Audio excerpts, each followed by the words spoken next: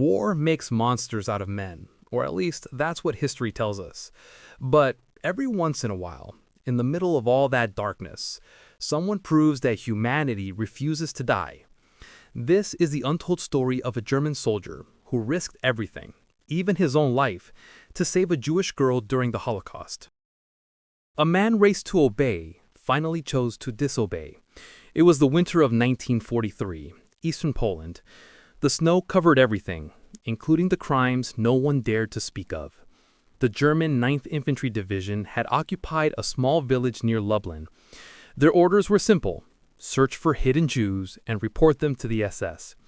Among those soldiers was Corporal Hans Müller, 26 years old, a farmer's son from Bavaria.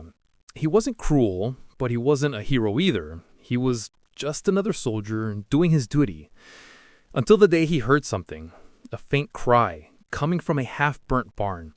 At first, Hans thought it was an animal, but when he moved the broken planks, he saw her, a young girl, no older than 10. Her name was Rachel Weiss. Her family had been taken the night before. She was the only one left. He froze. He knew the penalty for hiding a Jew: immediate execution. For a long moment he stood there in silence. Then he whispered, "Don't move. I'll come back tonight." That night, under the freezing wind, Hans brought her food, a piece of bread and a blanket. Days turned to weeks.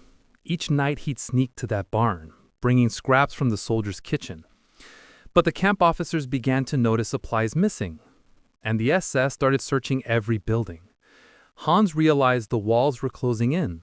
One night, an officer followed him. He saw the flashlight beam sweep across the snow. He had seconds to act. He covered Rachel with hay and stood guard at the door. The officer approached, suspicious. "What are you doing here, Müller?" he asked. Hans replied, "Sir, I heard movement. Checking for rats." The officer stared at him for a second that felt like hours, then turned away.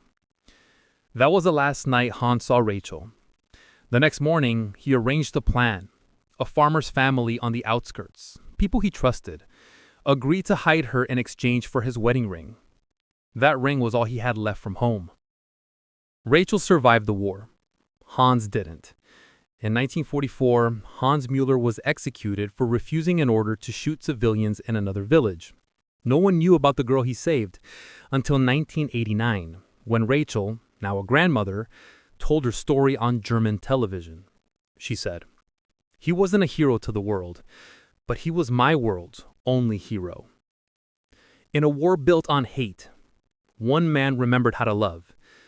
And sometimes that's all it takes to change the story of humanity.